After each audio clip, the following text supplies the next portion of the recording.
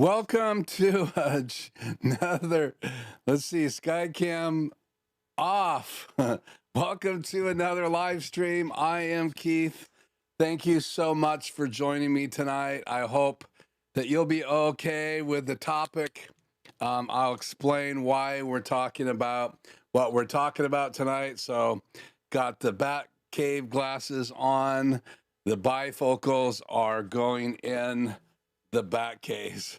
So, anyway, thank you so much for joining me. My name is Keith. This is Life Journey Production Studios. And as always, it is Tuesday and we are live here in the state of Washington, where we have, where I live on the southern, eastern side of the state. We have missed all the bad weather. You know, you always say that and go, well, what did I just do? Did I jinx us? But many of you have been suffering around the United States, especially East Coast, kind of southern East Coast, Florida. And so our heart goes out to you, and we are saying prayers that it will keep you, you'll be warm, that you'll have power. And then welcome to anybody else who's joined us around the world, which is pretty incredible that we get people every week from all over. And we're going to say hi in the chat here in just a minute. Now my clock, let's just look at my computer says 4:01. So we're rolling, which is good. We're not delayed. And I don't know how much delay I had set tonight. I didn't pay attention, but says I have 12 concurrent views. And hopefully you guys will hit the like button of these videos. It does really help the channel. Though, again, I'm not just doing this to see views on YouTube. I'm doing this because it gives me a platform to talk about things that matter to me. And obviously, we have spent a few weeks talking about things like the RodeCaster video, the YoloBox Extreme, a number of webcams, and I have another webcam on the way. And we'll talk more about that when it gets here. It's exciting to see technology and everything is happening in the area of technology. But there are some things that are happening that some people have mixed emotions. One of those we're going to talk about tonight. And that is how Fender purchased PreSonus in 2021 and some of the changes that have happened and recently kind of announced out there at NAMM, which is in California, and it ended last weekend in the end of January 2026. So trade shows galore in the springtime and then throughout the year and around the world. So we just want to say hi to those of you that have joined us tonight. And as always, we appreciate everyone who's live with us specifically because it lets me not be talking to myself in my confidence monitor. But let's just pour through and say hi. Tony popped in earlier to say that he was going to be on later. And the fact that Tony popped in and beat Grish, that is shocking. Good evening. Just got back from California just in time to watch the stream. Well, it's good to have you back, Grish. And I saw that you were out of the area on Aaron Parecki's live stream, which is always fun to see some of you guys there. Cyber Gizmo, great to have you. DJ Ware, go check out his channel and subscribe. It's good to have David from Australia. David, what's the weather like down there? I would love to know. The new version of Studio One is great. I'm just learning the changes now. So David's going to chime in early on our topic tonight. So it's great to have someone who has the newest version of this software. We're going to talk about the changes, the change of name tonight. I have a bunch of recommended videos linked below. I'm going to share with you in just a minute why this is a conversation tonight. It's more than just about this particular software and the name change. and the history that I have with it. It's about some of the changes that we're experiencing around the industry. So I want to talk a little bit about that tonight, and then kind of tell you what's coming up here on the channel. It's good to have you, Grish, again. What's the behind you, the new thing above the multi-view monitor? Well, this is actually a camera that I have on the YoloBox Extreme. In case I have any questions tonight, I know it's right here. I have two cameras, so I can actually move this one away. This one goes into the YoloBox Extreme, and then I have my SkyCam Grish. So let me turn chat off real quick and turn chat off the air, and then let me fire up that camera. Looking for, I think this is the one. Yeah. So so when I'm live, I usually can use this one. Let me cut to my PC here. Everything's blocked.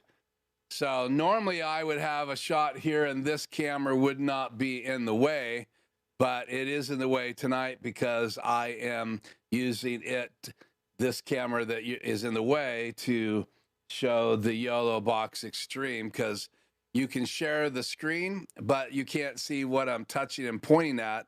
So if I do a 2-box layout, I can show you guys the actual screen from the YoloBox Extreme, and I have a camera to show you what I'm touching on the screen. So, and I'm not sure that's where we're going to go tonight, or we're even going to look at the Extreme. But in case there was a question, I wanted to be prepared to put that on the screen. SkyCam off. I'm a little off kilter tonight for whatever reason.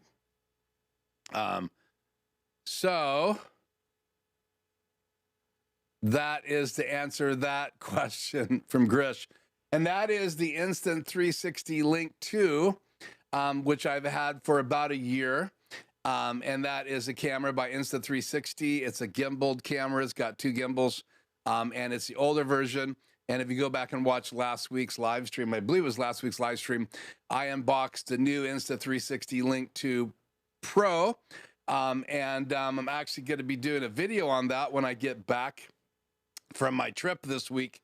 I'm currently editing my video on the YoloBox Extreme.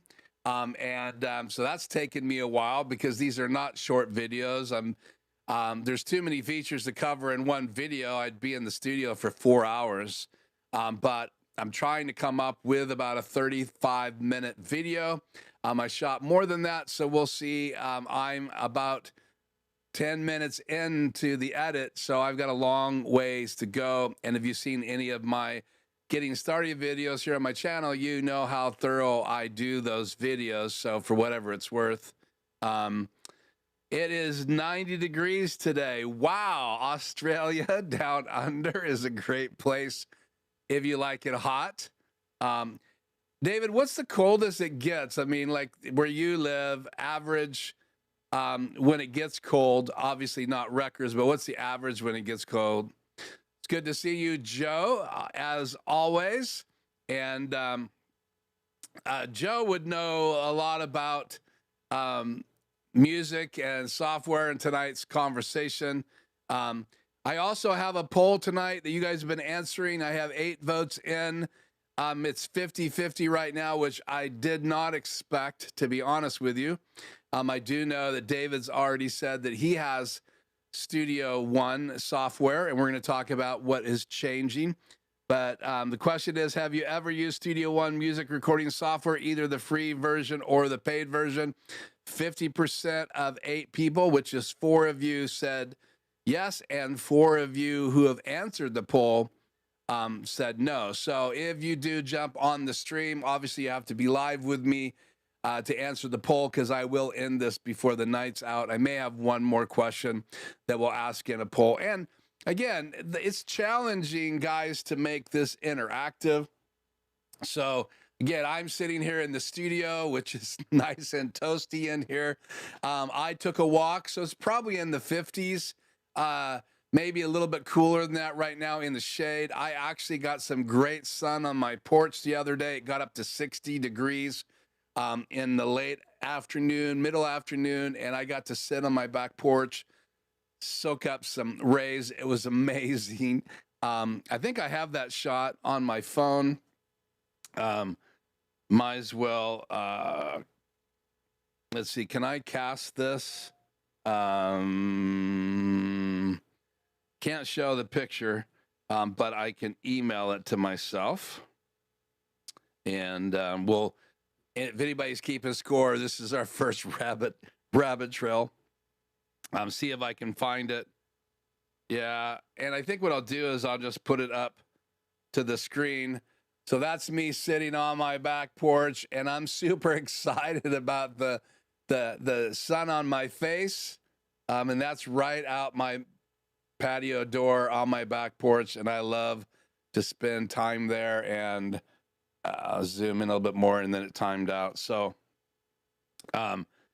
obviously, you know, when we get into winter, weather makes a difference. It changes some people's moods, and you know, I have a world perspective now because of my live stream and some of the clients that I work with, and they're in different time zones in different countries. And it's amazing how if you just see yourself as a Washington resident in the northern United States, well, actually western north part of the United States, you got to go up to Alaska to get further north in the US or Canada.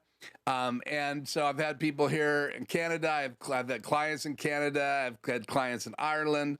I've had clients in other countries outside of the United States. And it's amazing that once you start traveling or communicating, and I've been on a number of trips outside of the country, you have to realize that where you're at, you may have cold weather while they have warm weather. And David is a perfect example of that. Grish says, oh, so it's not being you perspective. Well, everybody has their own perspective. One of the greatest things about getting old, I think the older you get, and we get grandkids, and you may not see yourself, at least my worldview as a husband and as a parent and as a grandparent now. I don't have any great grandchildren. I have a lot of people in my circle that aren't related to me. Plus, we have some kind of adopted family. Like I have a brother named Rob, who's not blood brother, but he's like a brother to me, an older brother. I have a sister named Angie, who is like a sister, older sister, and don't see her any different than my real sister. And my real sister is the only sibling that I still have alive. My brother passed away years ago. So everybody changes perspective sometimes as you get older. And so you start realizing that other people have warm weather when you have cold weather. Other people like broccoli when you don't like broccoli. And yet that doesn't mean broccoli's bad, maybe from my perspective, but not your perspective. And anyway, so tonight's topic will cover that as well. Everybody has their own ideas of what's happening in the world, especially with some of these companies and then some of the products that we've used. And so now we have 56 of you saying no with 9 votes. And so 4 have used PreSonus Studio One, and basically 5 have not. So there you go. So 5 who have never used it will have a complete different perspective than those of us that have used it. So it's tied right now because I have it on my computer, both of my computers, my laptop and my PC, and it integrates with my studio's console, not my studio console, but my PreSonus Studio 32SC console. And so it's been a part of my world even more the last couple years, which is quite interesting. David says around 60 degrees in the winter Fahrenheit. Wow. I was excited about that on my porch. in the sun. So yeah, there's your case for moving to Australia. K9 Striker popped in. He's on his way to the Tractor Supply to pick up some PVC to fix a frozen water pipe in the middle of a blizzard. How's your night going? Well, it's going way better than yours. But yeah, got to take care of those animals, and I totally understand. So everybody send some kind thoughts Sean's way. Okay, I usually use Ableton Live, and that's coming from Cyber Gizmo. So okay. I think I've said hi to everybody in the chat, giving everybody ample time to jump on if they're going to. There always will be those people who get here late. I saw a couple of really cool videos. I think it was AI sending them to me, but it was about these young kids that were late to their classroom. Class has already started. The teacher's already in the room, and they would wait until the teacher would turn their back to the door, and then they would start backing into the classroom. Instead of walking in forward, they would start backing in quickly, glancing over their shoulder to see when the teacher saw them. And when the teacher saw them, they would freeze. Now they have their back to the classroom. It looks like they're heading out of the classroom, and the teachers would say, "Where are you going?" And the kid would turn around and say, "Well, I need to use the restroom," or whatever it is. Or the teacher would say, "Sit back down." And so never acknowledging that the kid was late. So if you are going to come tonight's live stream late, then just back in when I'm not looking, and then freeze when I spot you in the chat. So I'm using the PreSonus Quantum 2828 interface with presets in the Atom so well. Let's see. Atom SQ as well. Yeah, and we'll look, David, at some of that stuff. I have a lot of things tonight to talk about. But let's do this now that we have caught up in the chat. Let me open up one of these 1,000 web pages that I have for tonight. Let's see, what should we start with?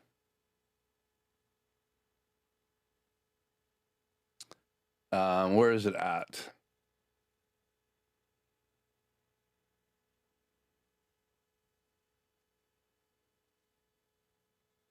Yeah, let's go ahead and start with this. We might as well. So this is my AI search today, but many of you may not know, maybe you do know, but PreSonus was purchased basically by the owner group that owns Fender. Obviously, Fender makes amps, Fender makes guitars. I've never owned a Fender guitar that I can remember, but I've been around Guild, Ovation, Taylor. My son's loaned me his acoustic Martin right now, and I've had Fender amps in the studio. I think the last Fender amp I had in the studio, my old studio, had been loaned to me, and we were using it to record.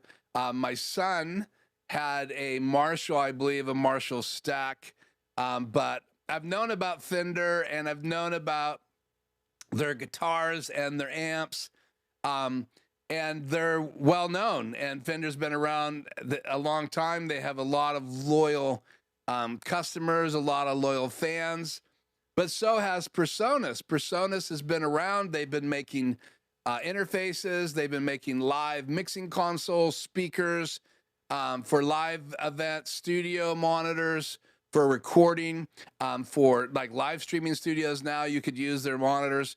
So they've been around a long time, and they wanted to have access to a recording software for PreSonus.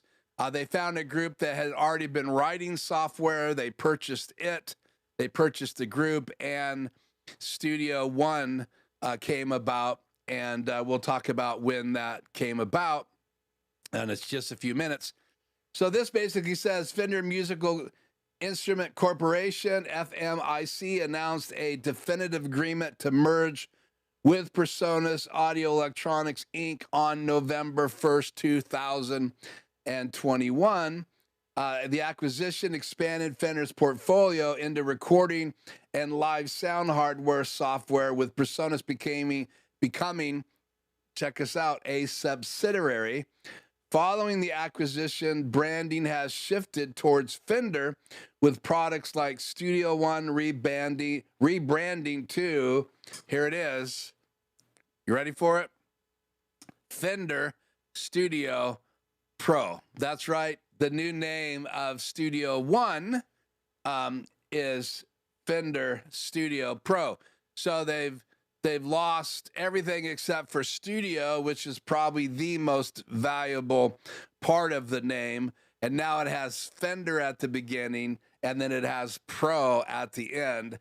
And there's a lot of reasons that I think this acquisition took place back in 2021. I don't think I talked about it on the channel. I probably was afraid to bring up recording software because I didn't want to go that direction. And then realizing, obviously, once I got going, that audio is a part of everything we do in a live stream. If you're using a wireless Go microphone like I have right here, the 2 version. So as I get away from this nice SM7B mic, I lose some of my audio. But if I switch to this mic and it's on tonight, I can move away and turn around and not lose any audio.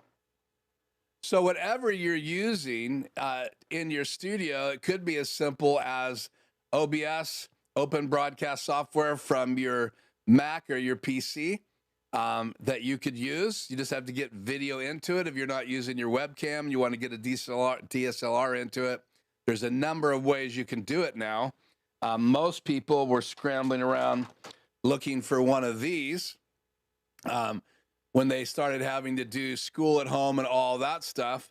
But webcams on a laptop, OBS, you could have multiple things on the screen with OBS using your webcam. So there's lots of different ways to stream. Audio has been an issue for a lot of people. And so having a good interface in your studio, if it's a just 2-channel interface, something like David just described. Well,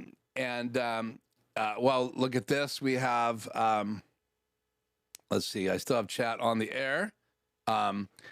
So good to have you. And Anya, new viewer, thank you. Backing in, trying to get the fader port 8 working. Yeah, so you have the fader port 8. We'll bring that up on the screen here just in a few minutes.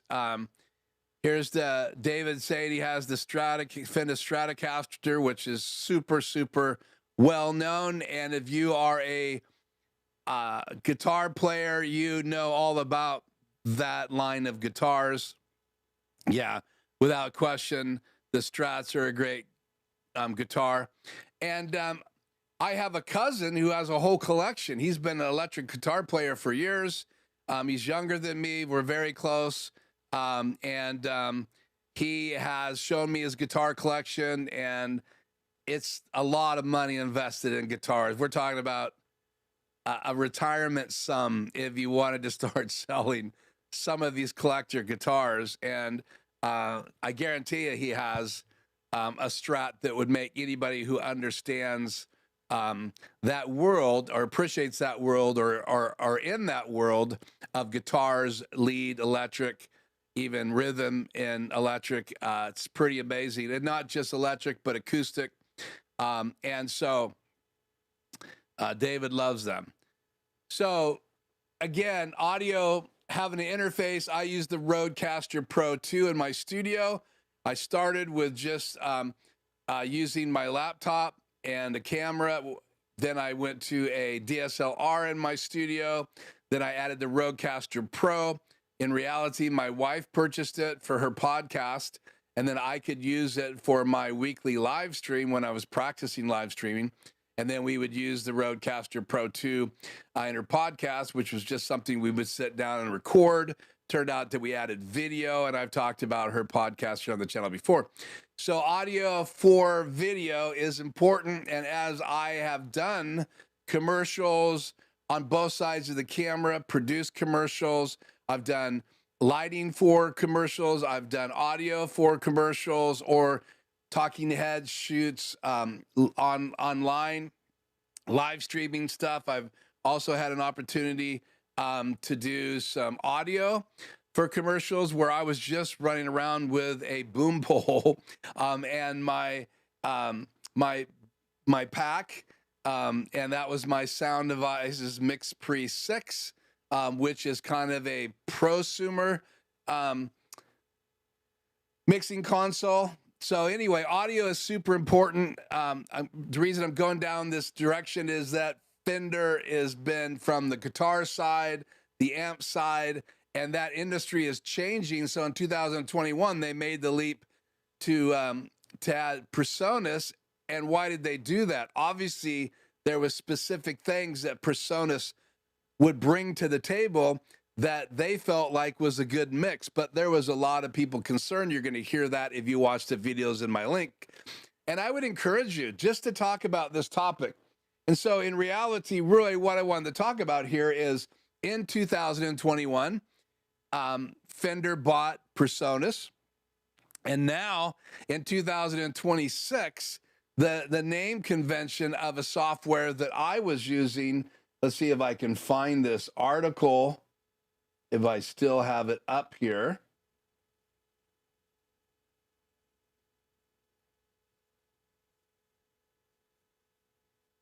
Closing some things that I don't need here.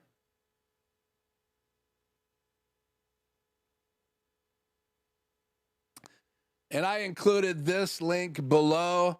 This is an article from PR Newswire. This link is below, and it goes into more in-depth conversation than the AI did. So this was written back on November 1st, 2021 at 9 a.m., I think 9 o'clock Eastern time.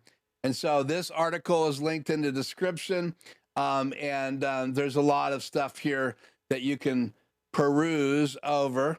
But again, today I found out that the name of Studio One had changed. Which, you know, everybody will have their own opinion about that. Trying to find this article here. What is this? That is not it.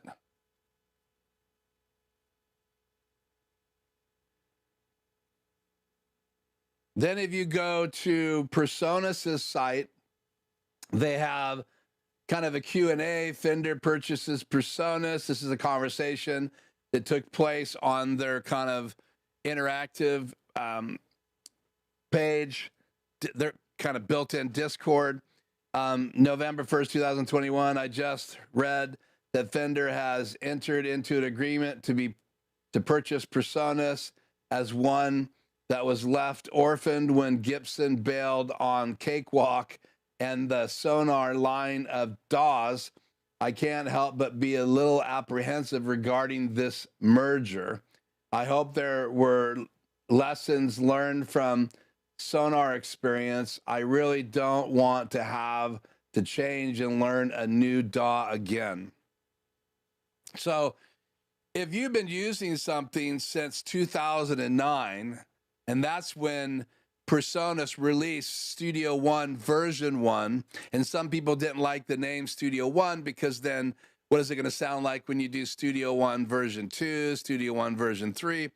And then eventually, just before Fender acquired them, they went to a payment version, a month to month to month. You could still buy the box version and own it, but you would be limited to firmware updates and things like that and bug fixes. But when they would release the next version, you would have to then do an upgrade, and that was the model that you would do anyway. Every so often you would have to do an upgrade if you had the box version, and so I kept upgrading for a number of years. I used Studio One and Pro Tools in my studio. I had both because I have producers that would come in and they were familiar with Pro Tools and not Studio One, so they would have to use my PreSonus board at the time as just an interface just to get good audio levels, and then they would have to record directly into Pro Tools, or they could easily use my console that would integrate with PreSonus software and then just record directly in and then do some editing right in Studio Live. And you could actually use the plugins in Studio Live a lot more intuitively than you could use the plugins in Pro Tools. And so that's the history. And so I had the cheese grater Mac that cost me about $6,000 when I purchased it for my recording studio. And again, had license to Pro Tools, had the license to Studio One, had lots of plugins that I would use. I had some analog gear in my studio. I think 4 or 5 different amps, a couple guitars in the studio, a drum set, a maple drum set, and pretty incredible time period and lots of fun recording in the studio. So when you come to a studio like this, I don't want all that gear. I want something simple. I don't want something complicated. But because we were doing my wife's podcast in here and I could be on it and they could have a guest and there was a co-host, that's 4 microphones. So I needed something like the RodeCaster Pro. Then I got the RodeCaster Pro 2 in my studio. But if you only need a few microphones, you could get the RodeCaster Pro Duo and be just fine. And now you can buy the RodeCaster Video or the RodeCaster Video S, and it has 2 channels of RodeCaster built into it with all the effects and great preamps. And so now they've mixed switching and really high-end audio in a very affordable device. So talking about mixing, which software is so important if you're going to go from just doing a live stream and record it, what do you do after it's done? If you want to fix any problems with sibilance, which is the S's and things like that, if there's some reverb that you got or some sound in the background, like maybe you have a fan noise and you want to remove that, you need to have some kind of DAW, digital software, to begin to remove that, because you can't do that in a RodeCaster Pro 2. Now, there's settings in there to get a better recording. So there are the ability to have an EQ. There's the ability to add effects. You can add reverb. You can add delay. You can add a filter to take away sibilance. You can add big bottom and the Oriole exciter, because they have Aphex built in, Aphex processing built in, which used to be just an analog piece of equipment you could purchase if you were in radio, and put it in as a channel strip. So you go from your analog microphone into the channel strip, or a channel strip, and then into the big bottom / Oriole exciter, and then you would come out into your mixing console. And again, lots of things have changed. And if you haven't been a part of that world, and I apologize, because right now, 41% of you have PreSonus Studio One now, and now it's called Fender Studio Pro, and 59% of you do not. So, but I believe that a lot of you are using editing audio software. And so just so we can relate here, let's see. I only have, believe it or not, David, you'll probably laugh at this, but I only have in my studio Studio One version 4. And so no hardware attached right now. I don't have my laptop plugged into any audio interface. So I'm just opening Studio One right now. Not sure what it's going to look like, because usually when I open this, I have it plugged into my, yeah, let's just cut to this real quick. So here's the opening page. It says Studio One Professional. This is not going to say Fender Studio Pro because this is the paid software box version. And even though it could actually access my Studio One account at PreSonus and it can interact and I can download new features, that is changing as well. So I could create a song. I could go into some of these projects I've done before. So I have recent files and then I have projects, have songs. Projects would be things that I'm mastering, and recent files is just the recent recordings that I've done in here. And I was using this for voiceover here in the studio because I'm very familiar with it. But I can also now use software by, where are we at here? By Adobe. Let's do this, see if I can find the icon.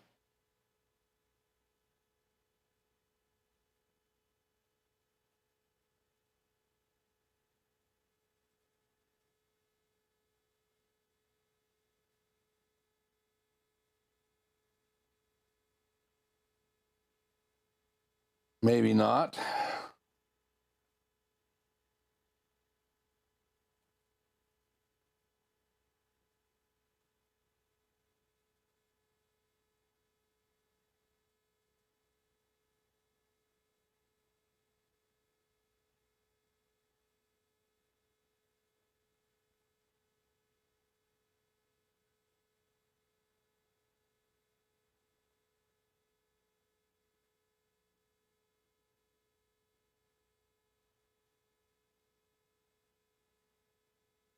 Close this. Adobe has Adobe Audition built in. And it's very much a audio software as well, and works a lot the same as PreSonus. This is the updated 2026 version.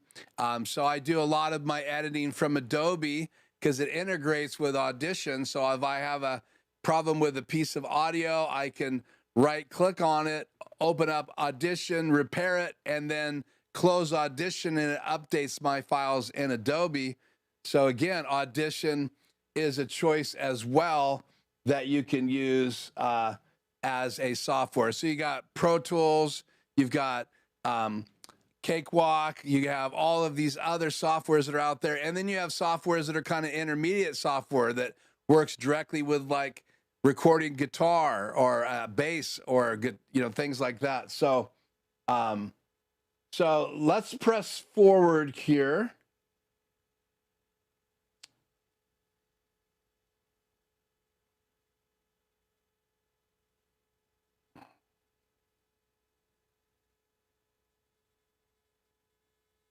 And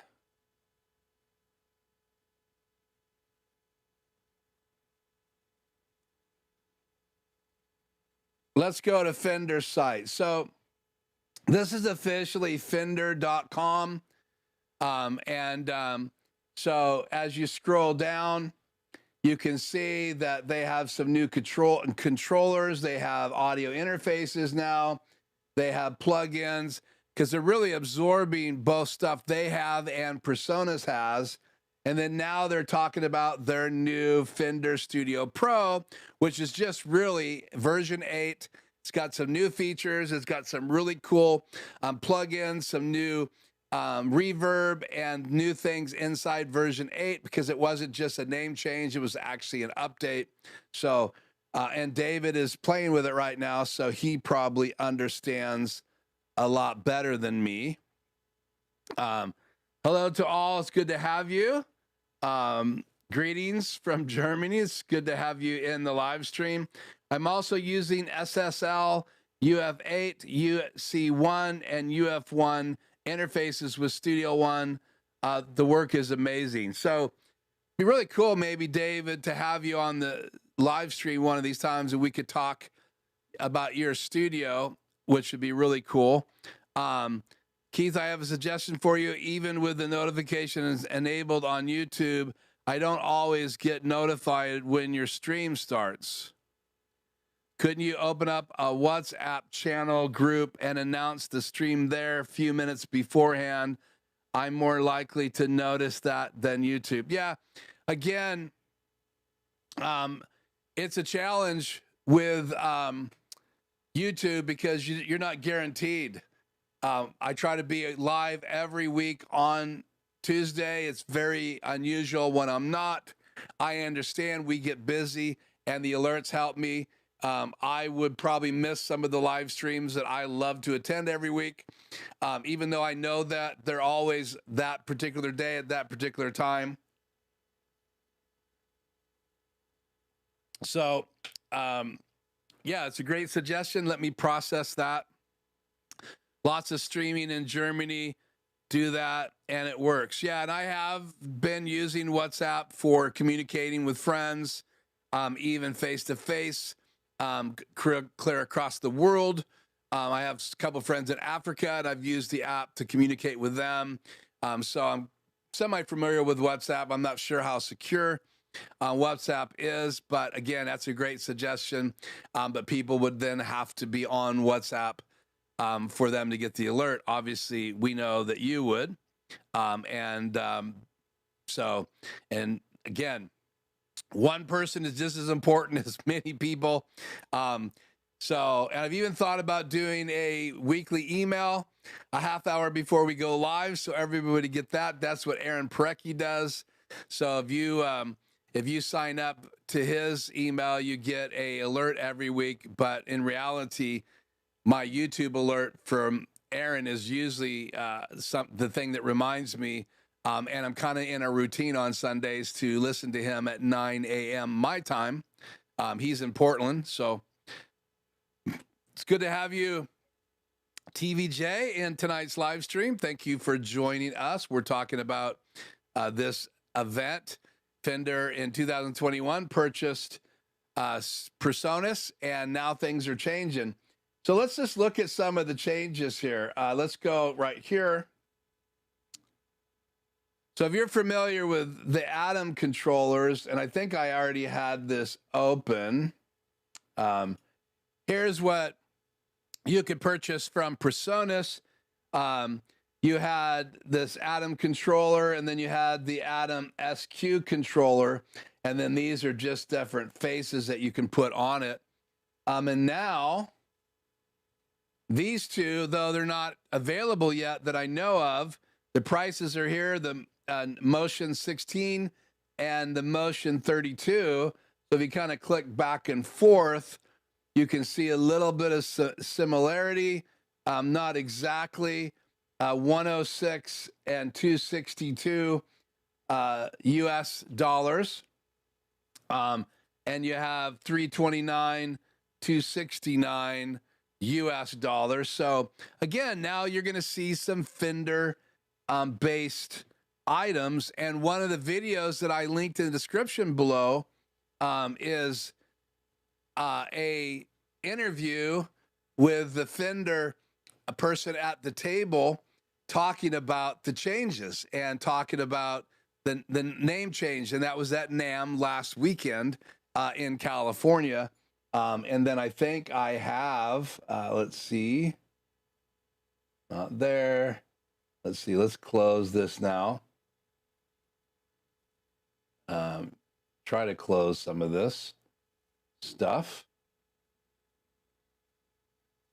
Don't need that again.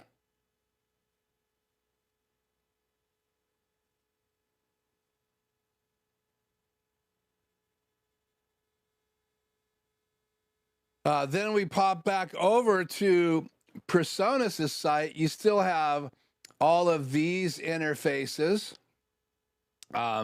Here's the fader port, which you heard mentioned earlier, one of them. Then here's the fader port 8, which is actually, and that's just a controller. Again, I can use my 32SC, which is this console right here I'm clicking on. I can use this as a interface, a MIDI interface. So if I just want to control Studio One, or now Fender Studio Pro, and practicing that name, then I can use that as an interface and use it to control all kinds of things inside the software, the faders, lots of things. It's not perfect, but it's a solution where the fader port is designed, and then you also have the fader port 16. So these are just really MIDI interfaces to work directly with the device. I had something very similar, the original version of the fader port, and what that gave me is one motorized fader for inside Studio One, because at the time in my studio back in 2009, 10, 11, 12, 13, 14, I didn't have a console that had motorized faders. So this was the motorized fader for me, and I could just switch channels. So every channel I could have automation set using a fader port. And again, that's a great little device. It only cost $209. It was $100 for the original version back when I purchased it. So they made all of these devices, but if we scroll down here now, you can still see they have some of these kits that include Studio One version, I believe it's 7. So, and a lot of these devices came with a free version of PreSonus Studio One Artist, which was the free version, like DaVinci Resolve has a free version. Again, that's to get more and more people playing around with Studio One, because they've never been the top 2 or 3 or 4 DAWs. For Pro Tools, all of those would score higher than Studio One, even though a lot of us were early adopters. So let's talk about that for a second. I started using it the first year it came out, and it was pretty archaic. I thought I had a picture of this up here. Let me see if I can find it. Would be so cool if it was still here. An article as well. I may have lost it, which would be a bummer. Do the prep work and then you can't find this stuff. So let me see if I can find it again.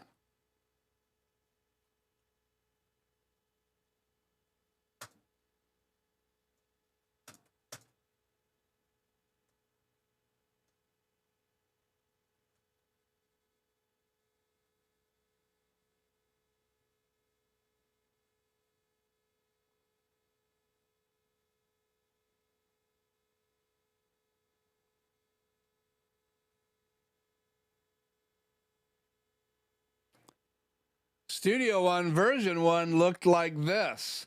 So this is an early video. One of the guys that I used to watch all the time, and he's taking people through the original version of Studio One. Let's get to where he's opening up the software. Yeah, and I don't even see him getting in to the software, just talking about the software. So it was pretty simple when it first came out, but they had software that integrated with my console, which was great. And then that software would integrate with Studio One. So if we go to PreSonus' site right now, on, like, if you wanted to purchase the 32 SC like I own, and sorry, this is so small. Let me increase the size. If you scroll down now on this page, you now see they have changed the software and the title of the software that you get with the console. And so they are slowly integrating. There's still a PreSonus page. And then there's also the Fender pages. And so what's the difference between buying just a regular version of Studio One and then getting the different versions? So if you buy the perpetual license, it includes all of these things. You can see all of these are checked. This is included. But then if you get the Fender Studio Pro, the annual, you get all of these features. And if you do monthly, you get all of these extra features. So what is it? annual access, annual access, annual access. So all of the updates that come out, you get those. And what are they? They're right here. The Pro community channels, Pro monthly live stream and mix critiques with experts, Fender Notion, software, Pro cloud storage, 100 gigabytes, Pro cloud-based collaboration workspace, Pro library with 120,000 loops and samples, and audio batch converter extensions. And so if you want all of those features, then you have to subscribe. And I am not a fan. That's why I do not have a Studio Live subscription. So, so times are changing.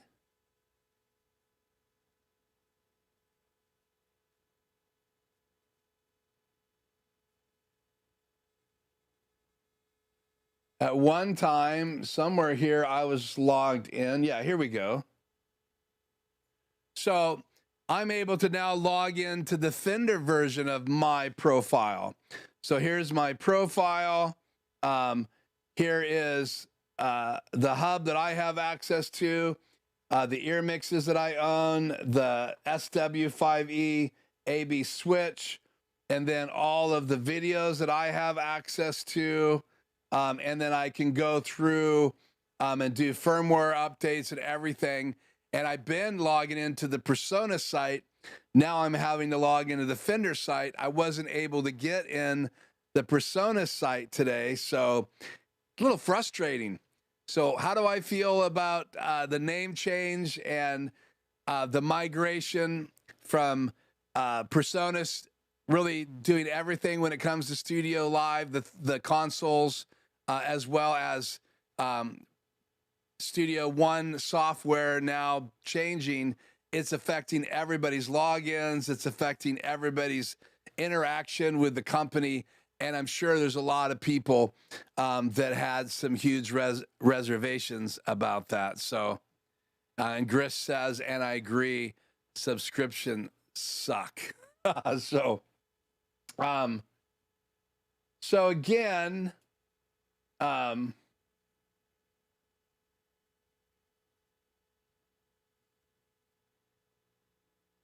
Fender site talking about Fender Studio Pro, $199 if you just want to buy the box, and then you have perpetual license, Pro annual $179, Pro monthly $19.99. So there they are right there. And as we scroll down through their page, they have, you know, information about the software. These are some of the new Fender plugins that are available, and they're highlighting some of the features that are either new or they want to highlight. And again, the branding is changing for the software. I can sign in to purchase, but right now I'm just on their page for promoting it. They have a nice video with a collaboration to launch the event. Again, you have Fender interfaces now. So recording your first guitar track, all kinds of things in here. Obviously, explore the new Fender Mustang native guitar plugin that's available now inside. Welcome to Fender Studio Pro. This guy's been teaching and training for Studio One for PreSonus for a long time. He is now officially training for the Fender Page. Again, the collaboration, the details, download page, highlights, Fender Mustang native guitar and Fender Rumble native bass plugins are now available. Now, the good news is I think the guitar part of Studio One, which is now Fender Studio Pro, there's going to be some better sounding amp models, I believe. I can't play with it, but that's what I've been hearing as I've been doing research. And I believe there's just going to be a continued increase in tools. Now, from the research I did today, the same team that's been working on it is going to continue to work under the covering Sounds like it's going to go under Fender, and PreSonus is going to focus more on live consoles, live sound, all of that stuff. Probably still some MIDI interfaces that can intertwine between live consoles, which are becoming more like MIDI controllers slash integrated with Studio One. Now it's going to be a branding change, calling it Fender Studio Pro. So, but lots of things here to talk about. The software, again, the different versions that you can buy, and then different interfaces. And a lot of these things are taking on the black color with Fender's name, and looking a little bit different from what you can buy if you go over to PreSonus' site. So you can see now you have what's new in the mixers. They have their new mixer group, which I talked about this on my channel. And you can take your old console and upgrade to new firmware and get most of the features, but the console layouts are a little different, and we've covered that. And they all will integrate with the software. Again, some of the consoles have the fat channel here with these LED screens that do multiple functions, and then like my console does not. So that's one of the things you want to look for when you go to buy a console. You can see right here that the SE16 does not have those little LED screens up there. So this console's almost identical to mine, even though it's called the 16 now. So again, lots of changes happening on the PreSonus site as well as on the Fender site. So even though they are merging companies, they're still got some separate things going on. And it sounds like there is a shifting in the wind happening with PreSonus. Don't need that open. Here's just Googling it. $199 for Fender Studio Pro. So you can already find it on social media, even though a lot of this has only been out there for the last couple weeks since the announcement. And again, that's the information about Fender purchasing Studio One. That's also the article I have linked below.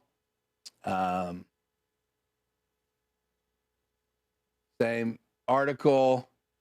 So again, NAMM, which is kind of musically driven in LA, just ended. So it's one of the trade shows. I don't talk a lot about it here on the channel because it's not a music channel. It's more of a live streaming channel with audio, obviously, a part of it. But if you don't know anything about NAMM, here is their site. Let me put a link to NAMM below here. Let's see if I can just get, yeah, let me just get this link. And we will jump out of SuperSource.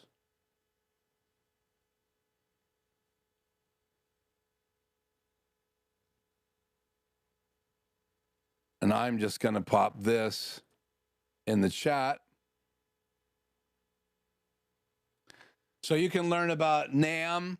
I'll put the link in the description later. But I want to talk just a few minutes. It has been an hour.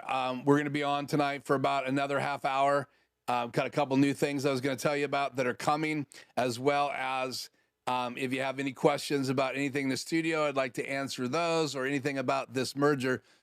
So I'd love to find out in the comments. Some of you already commented. Are you excited about the changes where companies like PreSonus have been purchased with companies like Fender? Is that something that is of interest to you or a concern to you? Let me know in the chat below what your thoughts are. I just got my Fender Stratocaster e-guitar. I should go back to Studio One in the moment I use Logic. Yeah, again, I'm not trying to convince anybody to go to Studio One. I really like it, and I'm using version 4. I've watched every update. I came really close to buying, I think, 5 when they made the upgrade. 7, they added surround sound capabilities, which is really cool. And now they've added more features in version 8, which is going to be now called Fender Studio Pro.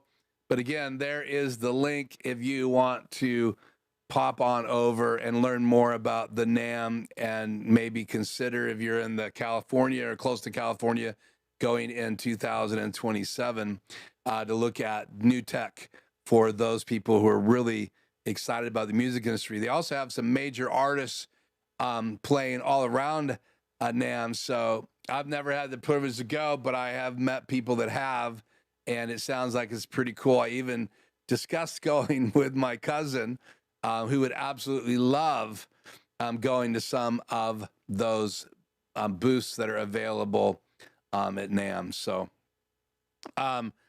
let's see. Did I miss anything else? I don't see any more comments, but I'd love to hear your thoughts. Are you happy about these mergers, or are you sad about these mergers, or are you on the fence?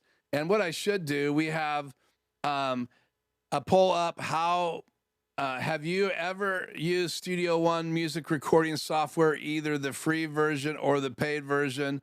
It's 50-50 now with 22 votes. So people have been jumping in. They probably like the topic. And just so you know, one of my best performing live streams in 2025 into 2026 was actually the release of those new consoles. Because I think I scooped it pretty early. And so I did do a live stream. I'll make sure I put that link in the description tonight. But I talked about the changes. I updated my Studio Live 32SC, and I was able to get the new features. It really updated the engine inside of it, so it made it Milan certified. And so, again, you didn't have to go out and buy these new consoles, though there's some really cool things about the consoles. They have a higher tech touchscreen on it, which is supposed to be a lot nicer. It's not as thick, so it's inset, where mine is beveled out. So don't get me wrong. If I was doing a lot of, hadn't broke my ankle last year, hadn't had to cancel a lot of my live sound events because I wasn't capable of doing it. It takes your body to do live sound, carry speakers and set things up and run back and forth on stages and all of that. I didn't have the capacity to do that. I did one event, almost killed me in June, so I bailed for the rest of them. I canceled some earlier in the year. So again, I haven't done anything since June for live mixing, except for I did volunteer for some live mixing on my older PreSonus board. I know it really well. And so I was helping a buddy that got one donated to him. And so I trained some people on that, and I don't run that board anymore. It's run by that team I trained. And they got some more training at one of the events that I wasn't at from a guy who's very, very good at live sound. So that was cool. So again, these consoles got my channel lots of views, and I don't talk a lot about audio on the channel. So if you jumped on because of the topic, welcome. If you haven't said hi in the chat, you need to subscribe, and then you can say hi and chat with us. And I apologize if you wanted to say something and you couldn't because you're not subscribed, but I do that so we don't get spammed in the middle of the live stream. So, okay, 50-50. I'm going to end the poll. 22 votes, 11 for using it, 11 never used it. So that poll is officially over. So I think I want to make another one here.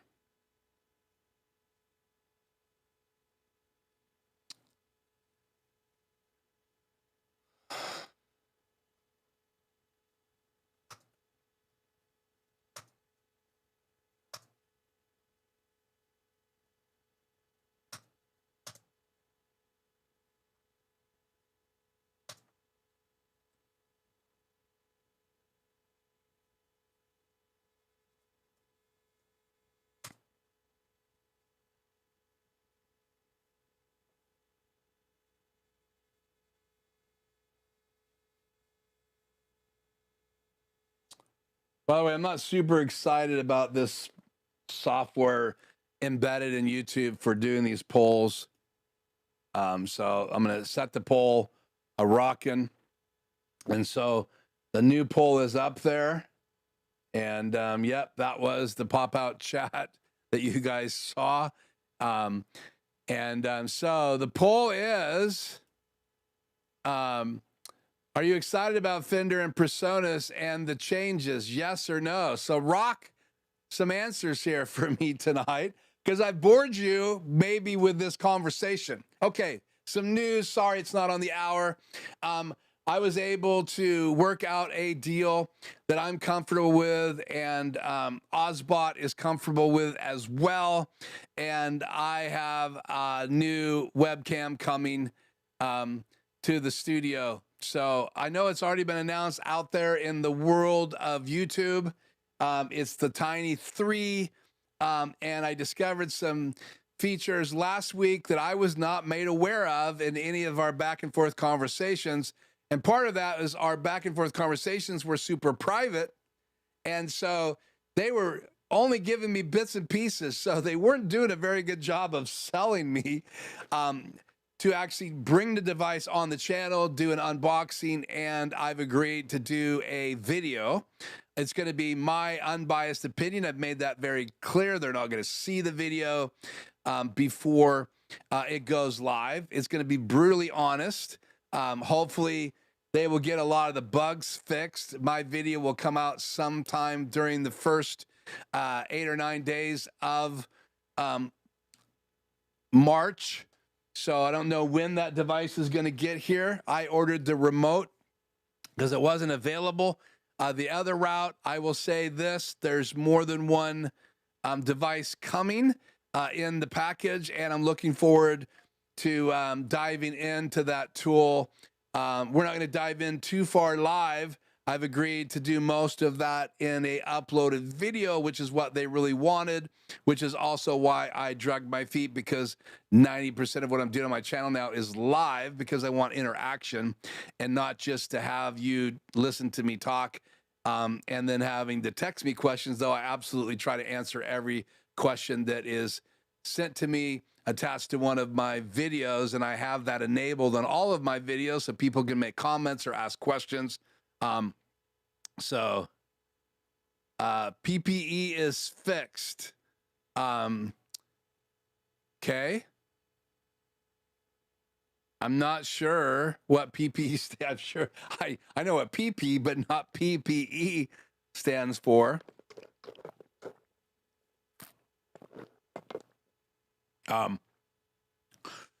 So 4 people have voted. Evidently, a lot of the people have gone. I bored them to tears. There's only 4 of you left. And it says 1 person is comfortable and 3 people are not so far. And that does not surprise me. So I actually considered entitling my video tonight is Fender 8 Presonus. I almost felt like it's Jonah and the whale. Some of us grew up with that story where fish eats man. Don't know if it's a whale for sure, but big fish eats man. It could have been Jaws for all we know. I apologize if you grew up your whole life thinking it's a whale. Big fish is the interpretation. So pipe. The pipe is fixed. Oh, Sean, sorry. For some reason, I was thinking that was David texting that. Yay, Sean has the leak fixed. And he told us earlier that he wasn't going to be able to actually hang out very much because he was in the mix. I'm looking for that chat. Right there. So Sean said this earlier. I'm on my way to Tractor Supply to pick up some PVC to fix a frozen water pipe. And again, I've worked on pipe in the wintertime. That is not fun. And I say, yay with you. High five. I'm glad you're able to get that done. And you're probably cold. So if you need to go in and warm up, just do it. Or if you're listening on your phone, take your phone with you and go warm up. So that's news. I'm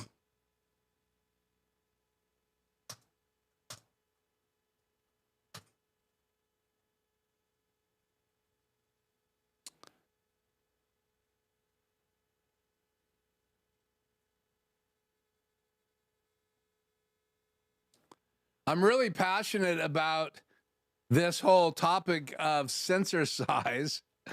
I actually was leaning tonight to do the whole topic about the different, thanks for the subscribe opportunity. But here is the Osbot Tiny 3 AI powered spatial audio 4K PTZ webcam. You can see the price, and I've talked to them about price.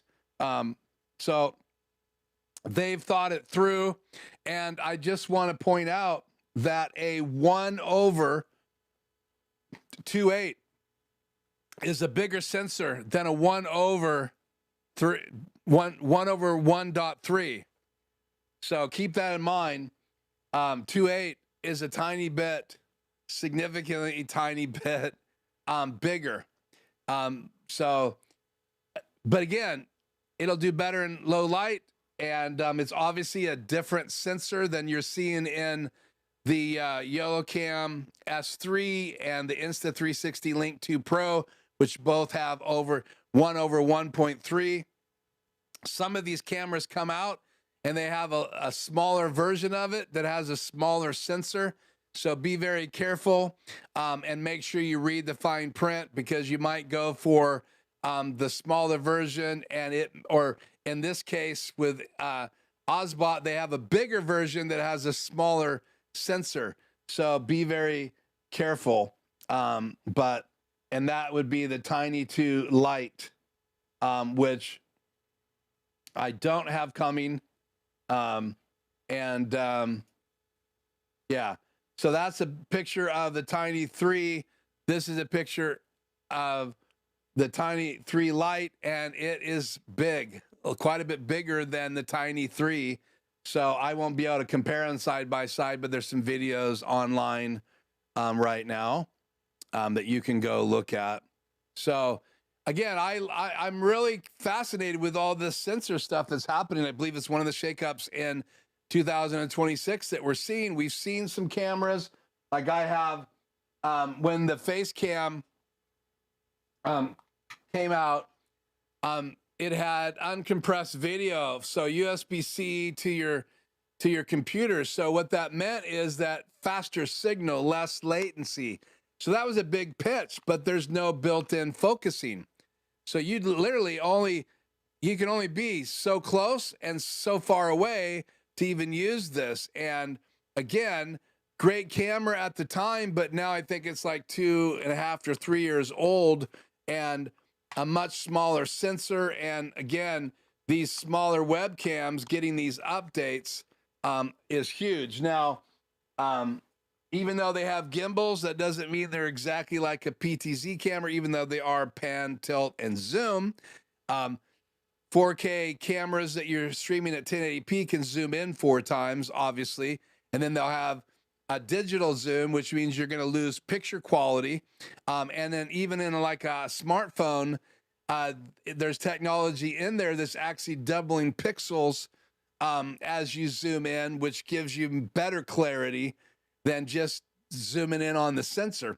So there's lots of changes with smartphones, with the iPhone coming out, the iPhone 17 Pro. Let's just look at that real quick. iPhone.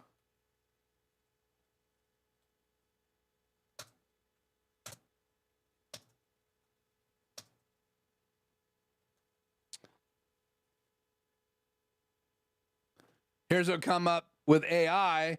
The iPhone 17 Pro features an upgraded triple 48 megapixel camera system highlighted by 1/128. That's exactly the same sensor that you're going to see coming out in the new Tiny 3. So that's what caught my eye. So you have, and there's only one of those because there's more than one sensor inside those smartphones. So you have a 1/2.5 telephoto sensor with 4x optical zoom and a 1/2.55-inch ultra wide sensor. So they're not all created equal. So just because you bought the latest tech iPhone, I don't make this stuff up. This sensor thing, and even how these cameras like mine that have 3 lenses and cramming sensors inside these cameras, though one of these sensors, this is the 13 Pro, can do a really good job for live stream video. But again, what happens when you are switching between these sensors? And this is the graph that came up: ultra wide, main, telephoto, 17 Pro versus the 16 Pro. And again, this is AI. So I just want to say that it may not be 100% accurate, but I believe the 1/1.28, which is bigger than the 1/1.3 that's in the YoloCam S3, as well as the Insta360 Link 2 Pro, the gimbaled version. I think it's the same sensor in the non-gimbaled version. So keep that in mind. That's not going to be true between the Tiny 2 3 and the Tiny 2 Lite. Same goes for the Tiny 2 and the Tiny 2 Lite. Those cameras don't have the same sensors in them. So keep that going. So we're going to compare that live coming up in the weeks to come. So that's just a highlight of that one topic that's coming up here in the very near future. So we'll continue to look at this sensor size. But again, I am really passionate about how the technology is coming to webcams. Now, again, these PTZ cameras, you have like 2 groups, at least the way I categorize. You have a group that you can do NDI, which is, I actually defined it in my YoloCam Extreme video that I'm editing right now. It should come out very soon, hopefully next week. Quite lengthy look at the YoloBox Extreme. And by the way, I can cut to this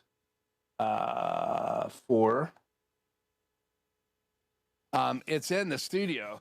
So I have the YoloCam. Let me just change mics. I have the YoloCam S3 in the studio right now. And so there's 2 modes that you can do the mixing. This is just kind of like the main version of OBS. You can go into a different studio mode, but if you tap on anything in this mode, it would just go live if I was live streaming. And I can actually do lots of things with this device, and you guys are seeing the program out right now. But back to the device in the studio, pretty incredible tool. And there's lots of things that you can do with this. And we're going to have a video here on my channel, and we're going to talk more about this device as well in the weeks to come. And we're also going to talk more about the RodeCaster video. And I made an interesting discovery about the YoloBox Extreme. I haven't shared on my channel yet. You have 6 possible NDI sources coming in and 2 NDI sources going out. Why is that important? Well, I love the NDI sources going out of the RodeCaster video because it can send a NDI source out. Then I could bring that in my YoloBox Extreme. And again, it's on loan. So I'm still debating. Shannon and I have been talking about if I'm going to try to purchase it from them so they can't have it back. But right now, it's not mine. It's just on loan. And they are expecting more videos. So I still have it and dragging it out a little bit. But within about 2.5 weeks, my 2 months with it is over. And I've been spending lots of time with it because I have a limited time. So I apologize if I've talked about it more than you guys would like to. I'm not done with ATEMs. That's what I use. That's what I'm live streaming from tonight. I'm not recording. It's just going up to YouTube. I'm just filling up hard drives right now. So if the video goes down, I'll just go back up again. So if you want to watch this back, it's going to be on YouTube, but I don't have any footage tonight to edit here. High def is just a risk I'm taking last week and this week because my hard drives are almost full and I've got to come up with a new way of doing that. But I can send the RodeCaster video out and then bring it into the device. And so how does that work? So if I was to change back to a different view, let's do that. Camera 4. And then if I wanted to go down here and bring in the RodeCaster, click on NDI source, get this screen to tell you about what's happening, why it's looking for the NDI source. There it is. So I click on it, hit done. And there's the NDI source, and I can bring it live. So you guys are seeing what I am sending out, the RodeCaster video NDI. So why is this important? This is important because if I'm going to do training in my studio and have multiple devices, the RodeCaster video can send NDI out, and I could use one of those devices to bring it into training. So like I'm doing right now, I can bring it on the screen right now as the NDI source, or I could go back to one of my views in the studio from the device. And as you add these different sources, you know, I can bring it in and show it to a client of mine. And I think it's really cool that these devices have NDI, like RodeCaster Video, RodeCaster Video S can have 4 NDI sources coming in. So you could take all 4 inputs on the RodeCaster Video and make them 4 NDI sources, NDI cameras. So back to the PTZ cameras, there's PTZ cameras that can do NDI, there's PTZ cameras that don't. And it's really just sending video, protocol to send video over your network. And so it's really cool because you can be someplace else on the network and receive that signal in a YoloBox Extreme. And there's other devices that can receive NDI. RodeCaster Video S can receive NDI. So instead of having to have a matrix to switch what's going into one of my channels in my RodeCaster, in my A10 Mini Pro, I can just have one of those devices coming in like I do right now with channel 4. I have it coming into tonight's live stream, so I can bring in the YoloBox Extreme, and the YoloBox Extreme can bring in the RodeCaster video, and that's what I'm getting at. That is a great feature, and I like that because I've been looking at ways that I can demo these different devices, and it becomes very complicated. And I don't want to rewire my studio every week. And so that's something that I'm doing tonight. I can bring in the RodeCaster video through my the Extreme, the YoloBox Extreme tonight without having to have a cable from the RodeCaster video coming into my live stream. But I do have the RodeCaster video multi-view available right here. So I am feeding the program into the RodeCaster video. This is a backup streaming device. So I could send that. It can also send audio. You can see the audio levels are going. So I could actually be streaming from this as a backup, and I've been playing with the idea of doing that. So again, it's set up, but I'm not doing it tonight. I am streaming from the A10 Mini Extreme ISO. Okay, any comments about the Tiny 3 coming in the studio, or sensor sizes, or NDI in and out of the YoloBox Extreme and the RodeCaster Video S? I would love to see your comments. Sean is still smiling. Sync to not, I think you just came in. Thank you for joining me. With Fender having their name on the product, it's either going to get great again or mic'd for every cent, or micromanaged for every cent. Again, we don't know it's going to happen, but I remember one of the videos I have linked below. Let me tell you which video that is. I'll put it on the screen. So this video right here, I've been watching this guy for a long time. He has worked in and out of PreSonus and Fender over a number of years, does training for them. Right now, he's doing freelance training with Fender. And so you're going to see some of his videos out there. I've learned a lot from him. I've learned a lot from other people. So that's a video that you should check out.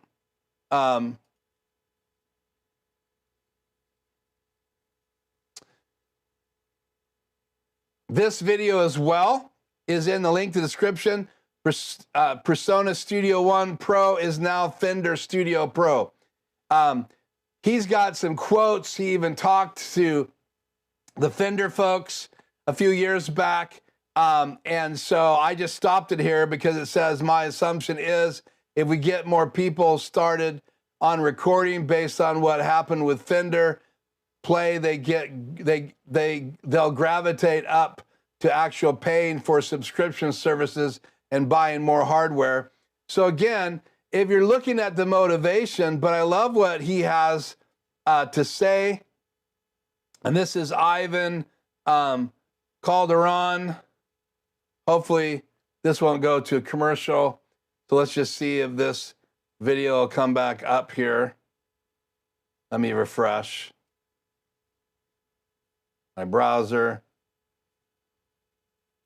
Get past the commercial here. I do not have a commercial-free version.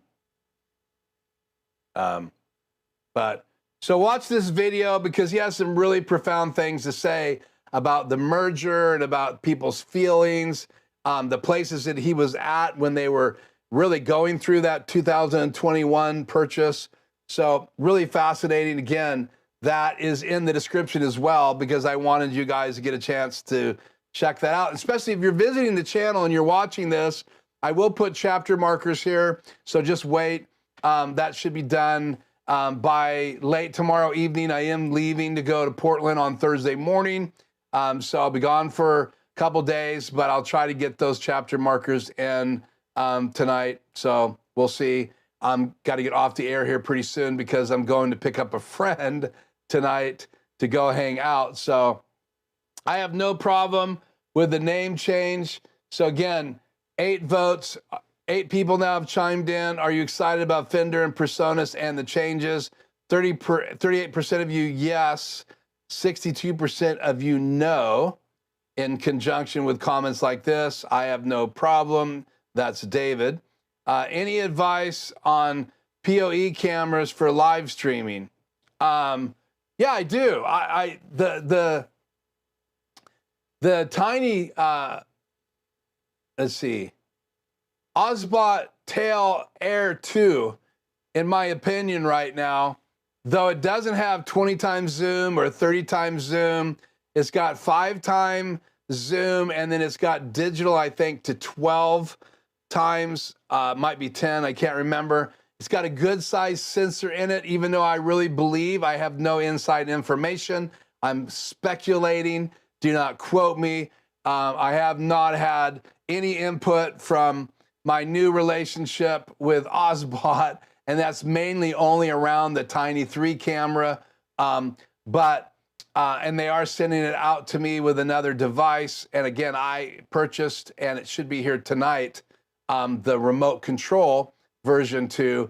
But if you want to go directly like into a switcher like HDMI or SDI, then you can do that from the Tail Air 2. It's got a really good sensor. It can flip internally to do portrait shooting, so that's great to do some shorts, like a quick talking head video. So you can just produce those right before you go live or right after you go live. So that's really cool. Again, it can zoom in 5 times. It's 4K. It's only got a SDI 3 out, which is HD out, 1080p. So you got to use the NDI. And again, I believe you can buy it now with NDI enabled in the camera. So check that out. You used to have to purchase it separately, but it is an NDI potential camera. So make sure you check that out. It's not cheap. It's like $1,200 in the US. But again, you're getting a lot of features. It's got apps. It can be plugged in directly to your computer through HDMI or through your switcher with HDMI. And so it's got recording on board. You can stream from it. A lot of people are using it for indoor and outdoor sporting events, churches, concert venues. Again, it's pan tilt. You got to put it somewhere on a flat surface for it to work correctly. But then the other thing is Sean, K9 Striker, has a bunch of PTZ cameras in his studio, and he got a recommendation from Aaron Parecki. The cameras that he's used, and I think he even purchased some of those used. They retail in like the mid 300s, and they're 20 times zooms. I think that's the version he got. I think they're AV cams. And so if you want to just put the model number in there, Sean, that would be great if you're still listening. It's good to have you, Tony. Second hour. We're actually going to end early tonight because I have a friend of mine I haven't seen. He was an old business partner of mine.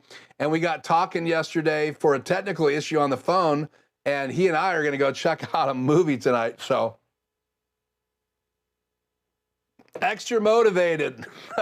And you can see I'm really excited to hang out with him. We haven't hung out in the longest time, and we notoriously go to movies together periodically. And we haven't since before I broke my ankle, which it'll be a year in a week and a half, 2 weeks, I think, since I broke my ankle. And just an update on my ankle. I've been walking. I think I did 2 miles yesterday. I did about a mile today. Day before yesterday, I did a mile and a half. 2 miles was too much. And I was really sore after day one. I haven't done my normal walking, and now I'm trying to walk every day. So it'll be interesting tomorrow, because all day tomorrow I'll be in a consult with a client that's a part of a business, and they want me to review their online presence and make some suggestions. So I'm going to go see their whole business, everything that they do. That's going to be a lot of fun tomorrow. So that starts at 7:30. And so I'll only have the evening to get packed and get ready for my trip to Portland. So Avkans LV20N. And again, it doesn't have the big sensor that the Tail 2 does. So if we go Tail 2 sensor size,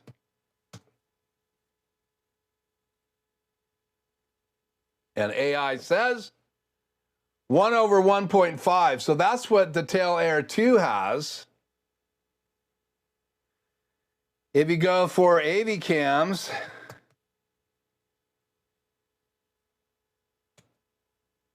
probably not saying that right, just looking at it, but I irritate my wife because she says you're not saying that right. I go, well, that's what I call it. And so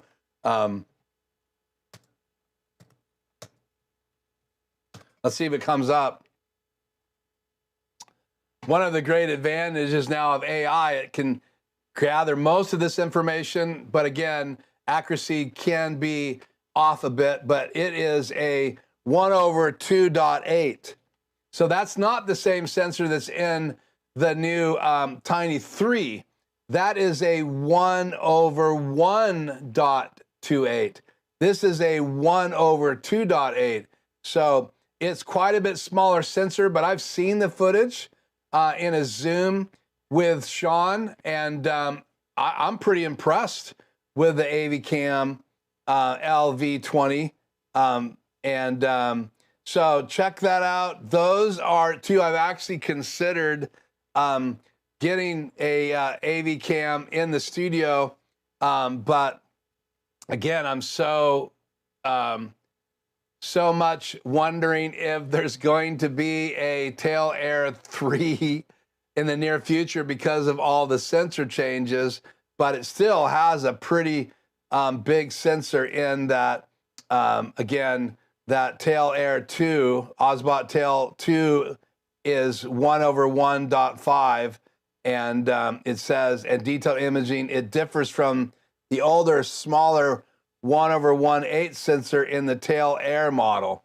So they have the Tail which is about, I think it's under $500 now, and The Tail 2 is over $1,000. So again, it's an investment, but that's the best I can say about that recommendation. So again, we'll see what comes in the mail this next week. I will have a report going to this home. I do mostly one-on-one training now. Occasionally, I actually go on site. Like tomorrow, I'll be driving around to get a view, and then I'm going to be giving some feedback, mainly for that drive tomorrow. Thursday and Friday, I will be consulting with a client of mine who's taken a studio down and putting it back up. So I will just be there supervising and making sure that that happens correctly and all of the bugs get taken care of. And then I'm going to be doing some one-on-one training right inside the studio, then back hopefully early Friday evening from Portland.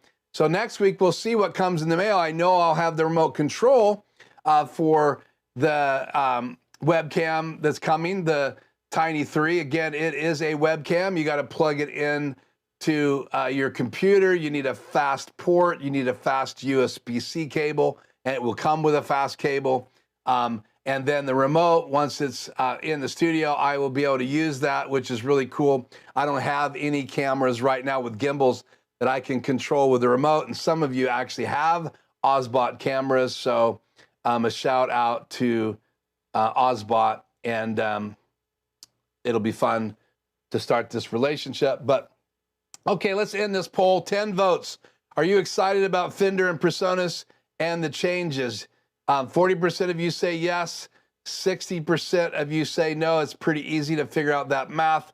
That is 6 say no, 4 say yes, and I would be a no as well. So 7 no's and 4 yeses. I'm not super excited about this, but I'm still doing research. I'm going to watch more videos in the days to come. I didn't have this topic planned when I got up this morning, but I do have it planned now. And again, these webcams are quite fascinating. Right now I have 2 webcams in the studio, both with 1/1.3 chips. And again, the one on the left, which I'll point at it, is the YoloCam S3, and the one on the right is the Insta360 Link 2 Pro. Now, just a disclaimer, I've done videos here on the channel from both of these manufacturers, and both of the manufacturers sent me those cameras, but this is 100% my opinion, and I'm still playing with them.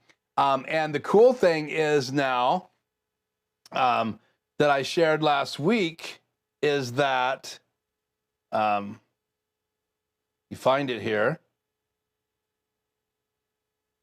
If I go into this camera, I can actually change the settings now with a firmware update.